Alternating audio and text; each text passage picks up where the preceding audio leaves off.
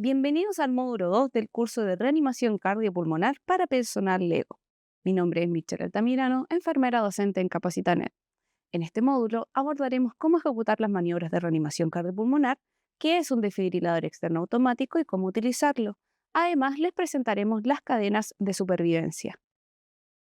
En situaciones de paro cardiorrespiratorio, la RCP es una técnica fundamental que puede salvar vidas. Hoy vamos a explicar cómo se realiza esta maniobra y por qué es tan crucial en momentos de emergencia.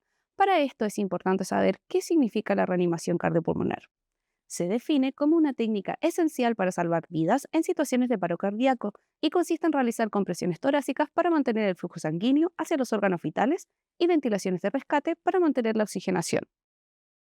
Para comenzar, es fundamental conocer una secuencia sencilla y fácil de aplicar cuando nos enfrentamos a un paro cardíaco.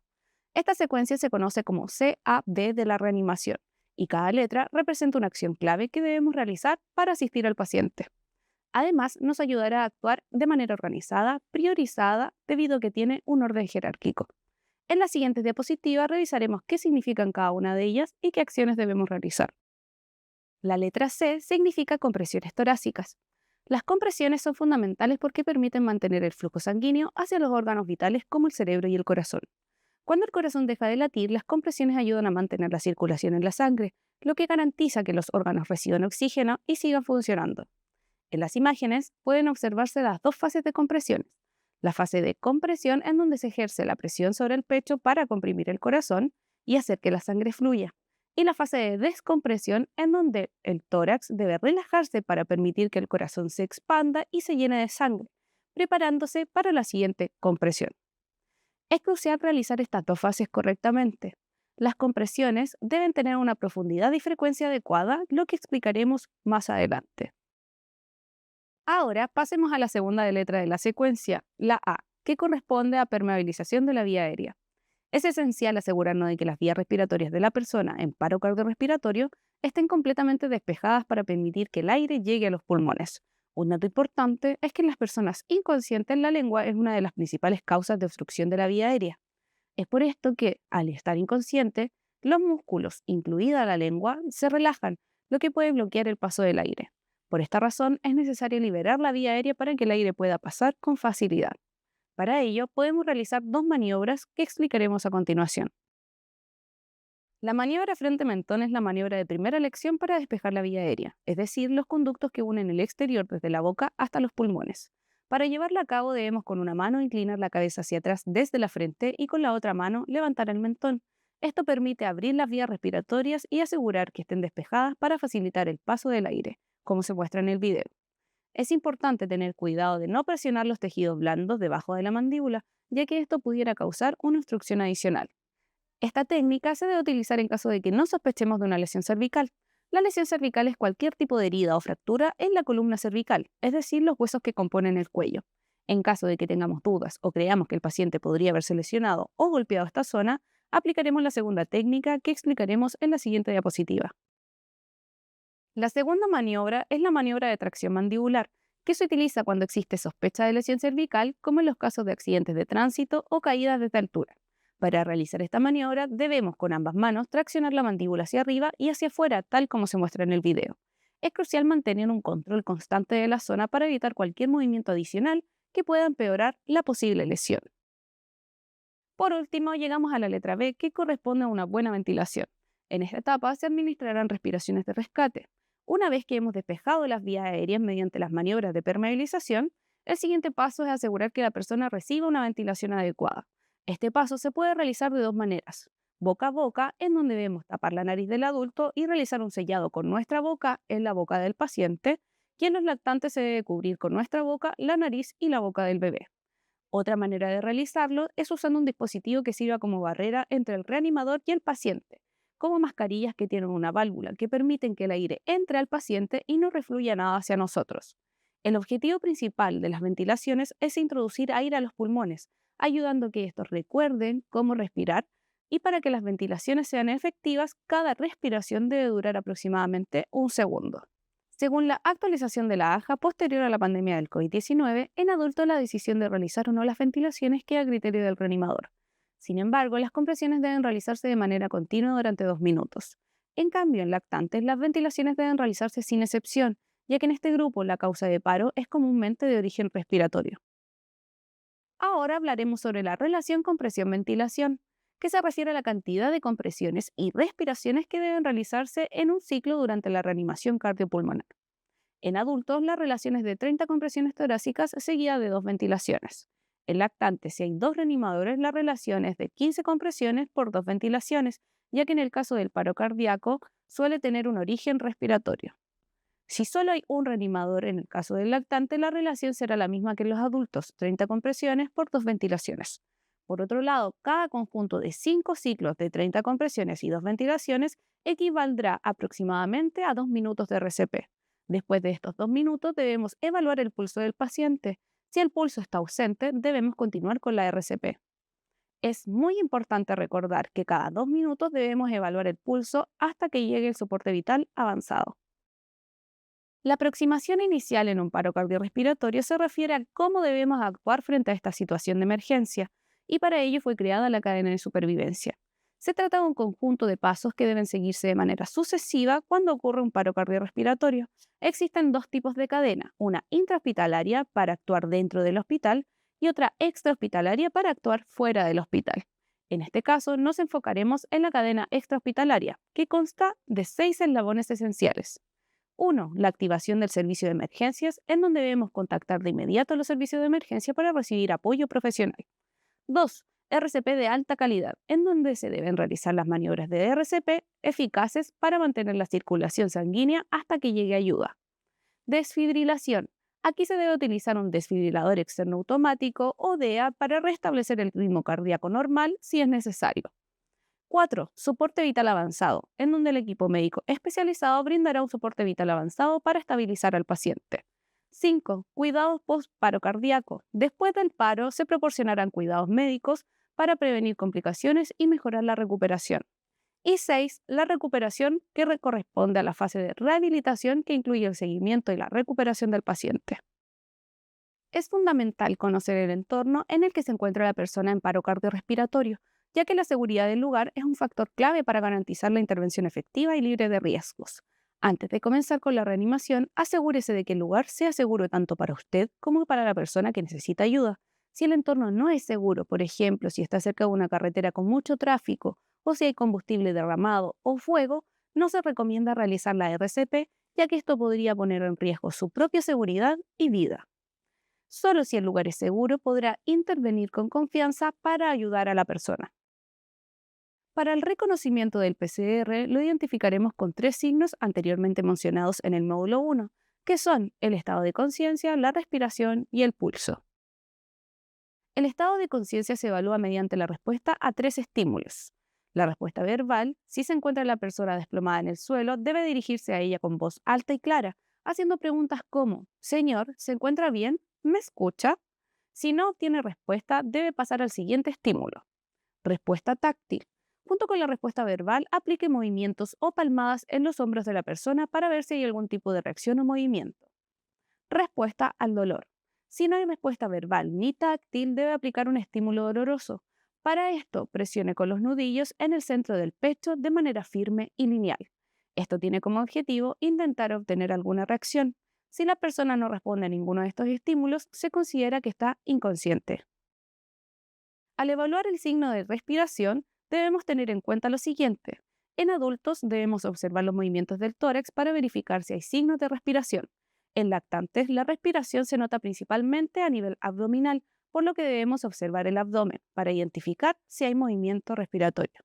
Es importante tener especial cuidado con los patrones de respiración como el bonqueo, respiración agónica o ASPI.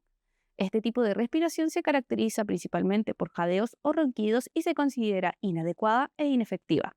Aunque la persona haga estos movimientos, se debe considerar como una ausencia de respiración. Finalmente, para comprobar el pulso, puede ser difícil detectarlo debido a que estará ausente en un paciente en PCR. Como vimos en el módulo 1, debe ser palpado carotidio en adultos, braquial en lactantes y femoral o carotidio en niños. Si no se siente el pulso ni se observa la respiración, se debe continuar con el siguiente paso en la cadena de supervivencia. Es fundamental tener en cuenta que la comprobación del pulso junto con la evaluación de la respiración no debe durar más de 10 segundos. Esto es crucial para evitar perder tiempo valioso en una situación de emergencia. La activación de la respuesta de emergencia es el primer paso en la cadena de supervivencia. Llamar a los servicios de emergencia lo más rápido posible es crucial para el pronóstico del paciente. Esto permite la llegada de un DEA y la posible desfibrilación en caso de ser necesario. Si hay otras personas disponibles, asigne dos tareas. De la orden que una persona llame a la ambulancia marcando el número 131, asegurándose de proporcionar la ubicación exacta. Si estamos en un accidente automovilístico y es necesario extraer a la persona del vehículo, se debe llamar a los bomberos al número 132, quienes tienen el equipo necesario para asistir en estos casos. Carabineros puede ser llamado al 133 para garantizar nuestra seguridad, especialmente si hay un ambiente peligroso o se debe tener el tránsito para trabajar. Y como segunda tarea, se debe solicitar un DEA al hacer la llamada. Si está solo, debe confirmar que la persona está en paro cardiorrespiratorio y llamar por teléfono a los servicios de emergencia solicitando un DEA, mientras comienza las maniobras de RCP inmediatamente. Recuerde que el tiempo es un factor crucial en estas situaciones y cada segundo cuenta para mejorar las posibilidades de supervivencia. ¿Dónde debemos comprimir? Las manos entrelazadas se deben ubicar en el centro del pecho, en la zona del esternón, que es el hueso largo y plano que se encuentra en el centro del pecho. A continuación, realizaremos las compresiones de forma firme y vertical, como se muestra en la imagen. Se debe formar un ángulo de 90 grados con los brazos.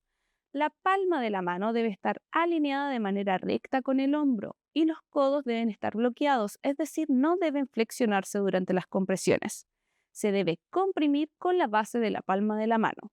En el caso de lactantes, las compresiones se pueden realizar de dos formas, utilizando el dedo índice y medio, ubicándolos en el mismo lugar que los adultos, en el centro del pecho. Y también se pueden realizar usando los pulgares. Se debe rodear el torso del bebé colocando los pulgares en el centro del pecho y realizando las compresiones con ellos. En niños de entre 1 y 8 años, la compresión debe realizarse con una sola mano, ajustando la fuerza de acuerdo con la contextura del niño. Es importante recordar que la frecuencia y la profundidad de las compresiones varían según la edad del paciente, pero siempre deben ser firmes y continuas, y con el tiempo adecuado para mantener la circulación sanguínea. Antes de iniciar la RCP es importante descubrir completamente el tórax del paciente para que las compresiones sean efectivas y de calidad. Para ello se deben cumplir ciertos criterios. La frecuencia de las compresiones debe ser entre 100 y 120 compresiones por minuto, lo que se traduce en un ritmo rápido y constante para asegurar una circulación adecuada. La profundidad de las compresiones en adultos debe ser de 5 a 6 centímetros, en niños de aproximadamente 5 centímetros y en lactante aproximadamente 4 centímetros. Para entenderlo más fácilmente, independiente de la edad de la víctima, se debe comprimir un tercio del tórax del paciente. La reexpansión completa del tórax es otro punto clave. Asegúrese de que el tórax se reexpanda completo luego de cada compresión. Esto permite que el corazón tenga espacio suficiente para llenarse de sangre. Minimizar las interrupciones, ya que cualquier pausa prolongada reduce la eficacia de la RCP. Como dijimos anteriormente, deben ser menores a 10 segundos y en la menor cantidad de interrupciones posibles.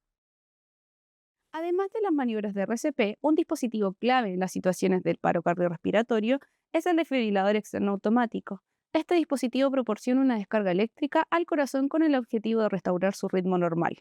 Es importante entender que existen 4 posibles ritmos de paro cardiorrespiratorio, pero solo 2 de ellos requieren una aplicación de una descarga eléctrica. Los ritmos que requieren descarga son la fibrilación ventricular y la taquicardia ventricular sin pulso. Los que no requieren descarga son la sistolía y la actividad eléctrica sin pulso. Esta información se entrega con el fin de que se comprenda que el desfibrilador no siempre dará una descarga eléctrica. Sin embargo, se recomienda su uso debido a que es un dispositivo fácil de utilizar, ya que está diseñado con instrucciones guiadas y también realiza el conteo del tiempo que la víctima lleva en PCR. Es fundamental entender que si al evaluar el pulso del paciente este se encuentra presente antes de la llegada del servicio de emergencia, debe colocarse al paciente en posición de seguridad.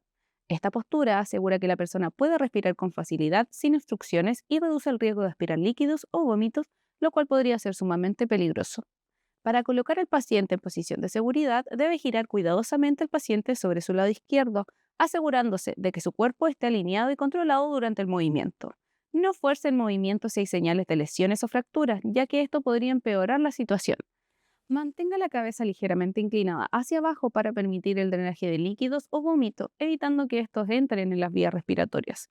Verifique que las vías respiratorias estén despejadas, asegurando que la persona pueda respirar sin obstáculos. La posición lateral de seguridad es una de las mejores maneras de prevenir la asfixia y garantizar la respiración en un paciente que ha recuperado el pulso, pero aún está inconsciente. Una vez que el paciente está en la posición lateral de seguridad, es crucial monitorar su respiración y pulso. Aunque haya salido del paro cardiorrespiratorio, puede volver a entrar en un estado de emergencia, por lo tanto, la observación constante es esencial. Recuerde, la posición lateral de seguridad es vital para mantener la vía aérea despejada y permite intervenir rápidamente en caso de cualquier complicación. Mientras espera la llegada de servicio de emergencia, continúe vigilando al paciente y observando su respiración y pulso.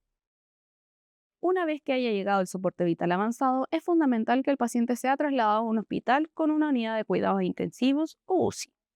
Allí los profesionales de la salud le brindarán los cuidados postparo que incluyen el manejo avanzado de la vía aérea, si es que no lo realizaron los rescatistas en el lugar.